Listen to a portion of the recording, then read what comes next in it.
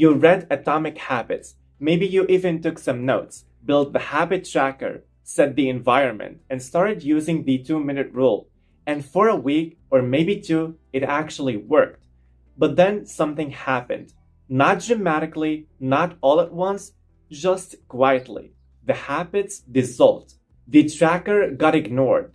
The morning routine fell apart. And you told yourself the same thing you always tell yourself. I just don't have enough discipline. But what if that's not the case? What if the book worked, but you missed the most important part? Over the last 3 videos, we talked about understanding why we get in our own way. And in this video, we're gonna go one level deeper. And I promise it has nothing to do with discipline. Atomic Habits didn't work for you because you skipped this part. Video 4 of our series, Becoming Yourself on Purpose. Let me start with what Atomic Habits actually teaches, because I think most people summarize it wrong. Everyone talks about the 4 laws. Make it obvious, make it easy, make it attractive, make it satisfying. And those laws are real, and they work. But James Clear buries something in the middle that I think most people read past without realizing it's the entire foundation of the book. He writes, "The most practical way to change who you are is to change what you do.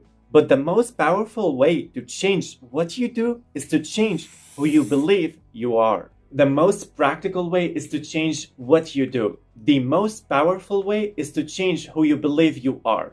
And most people go straight to practical, the routine, the system, the habit, and they completely skip powerful. Clear says each goal has 2 layers, the outer layer and the inner layer. The outer layer is the outcome: lose weight, read more, wake up early. And the inner layer is the identity: become someone who moves their body, become someone who values knowledge, become someone who protects their morning. Most people work from the outside in. They chase the outcome and hope the identity follows. But Clear argues it works the other way around. First, identity, and then outcomes follow. Why outcomes alone always fail? Let me show you why outcome first thinking breaks down every single time. Think about the last time you set a goal. Really think about it. How did you phrase it in your head? Probably something like, I want to exercise more, I want to read more, I want to be more productive, I want to wake up early. Now, notice something about all these things. They're all focusing on doing or having. They're not focusing on being. And that distinction, as small as it sounds, is the reason why most goals die before they even come true. Outcome versus identity. Charles Duhigg, in The Power of Habit, he mapped what he called the habit loop. Cue, routine, reward. First, the cue triggers the behavior. Then, the behavior produces the reward. Then, the reward reinforces the cue. And Duhigg found that the most unbreakable habits, the ones that survive bad days, broken streaks, lost motivation, all had one thing in common. They were all attached to one thing, an identity. Not a result, not a reward, an identity. The person who never misses a workout doesn't think I should exercise today. They think I am someone who moves their body. The person who reads every single night doesn't think I should read more. They think I am a reader. The habit is not the goal. The habit is the evidence of who you are becoming. And that shift from chasing outcomes to collecting evidence of a new identity, that's the part you skipped. The identity you are already running. Here is where it gets personal, because here is what nobody talks about whenever they recommend Atomic Habits to anyone. You already have an identity. Right now, before changing anything, you have already a deeply set held of beliefs about who you are. And your habits are already perfectly aligned with them. Think about it. If you think deep down that you are someone who doesn't finish things, your habits will prove you're right every single time. Not because you're weak, but because you're consistent. You're consistent with the story you've been telling yourself since the last time something didn't work out. A plastic surgeon turned psychologist wrote a book called Psycho-Cybernetics in 1960. He found something extraordinary working with his patients. He found that people who changed their appearance through a surgery often didn't feel that different afterward. because the outer change didn't match the inner image. He called it the self-image, and he argued that every human being feels, acts, performs in accordance with what they believe to be true about themselves, not what is actually true, what they believe to be true. And beliefs, unlike habits, don't change with a 2-minute rule. They change with evidence, repeated, consistent, accumulated evidence that a different version of you is not just possible, it's already emerging. Casting votes for a new identity. Okay, so here's the part that I wanted to make this video for. James Clear introduces a concept that I think it is the most underrated idea in the entire book. He calls it casting votes. And here is how it works. Every action you make is a vote for the type of person you want to become. Not a transformation, not a declaration, not a promise to yourself, just a signal vote. You go to bed on time, a vote for someone who values their rest.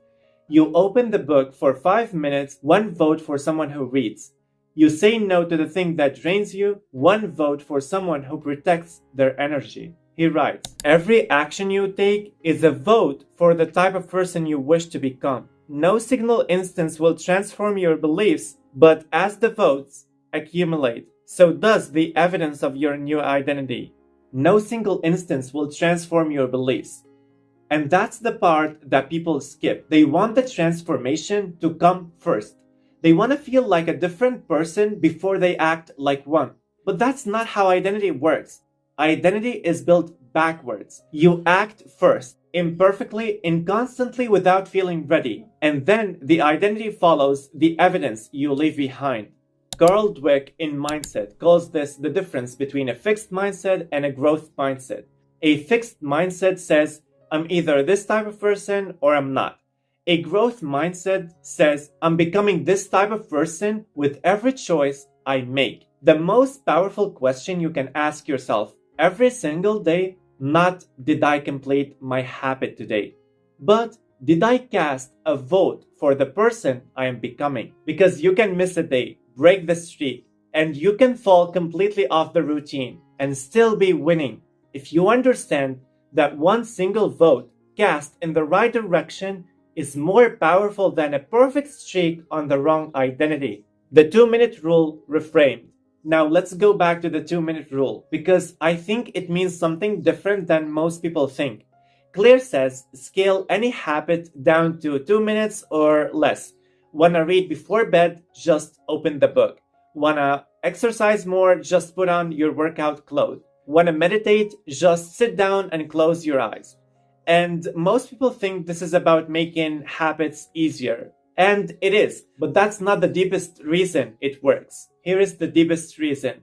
The 2-minute version is a vote you can always cast, even on your worst day, even when motivation is completely gone, even when the full habit feels impossible. You can always open the book. You can always put on the shoes. You can always sit down. Daniel Kahneman in Thinking Fast and Slow explains why this matters so much. He describes 2 systems of the brain. System 1 and System 2. System 1, fast, automatic, emotional. System 2, slow, deliberate, rational. Most habit advice actually targets System 2.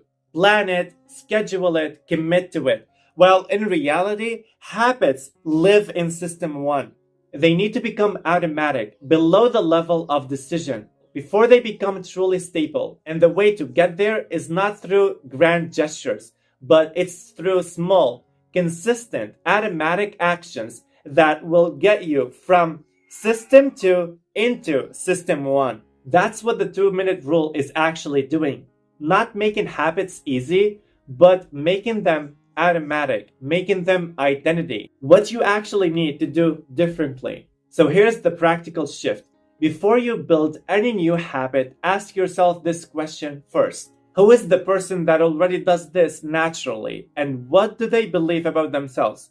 Not how do I do this, but who do I need to become for this to feel natural? Then start casting votes for that person. Not constantly, not perfectly, just more than what you did yesterday. Write down 3 identity statements, not goals, identities. Not I want to exercise more, but I'm someone who moves their body. Not I want to read every day, but I'm someone who feeds their mind. Not I want to be more disciplined, but I'm someone who shows up for themselves. And then every single day find the smallest possible vote that you can cast for that person. Some days it will be a big vote. Some days it will be tiny. But the direction matters more than the size. Here is what I want to leave you with. Atomic Habits is a brilliant book. James Clear gave us something genuinely useful. But a system without an identity is just a schedule you will abandon. Start casting one small vote for the person you want to become. Today, not when you feel ready, not when the streak is long enough to feel like proof, but today. Because every version of yourself that you've ever admired, every person whose discipline you envy, whose consistency you wish you had, they didn't start with consistency. They started with one vote, and then another, until one day the identity stopped being something they were building and became simply who they were. Thank you so much for watching. Drop a comment and tell me what is one identity statement you're gonna start with today. Not a goal, but an identity. I am someone who finished that sentence. I'm reading every single comment. Don't forget to subscribe and give this video a like. See you in the next one.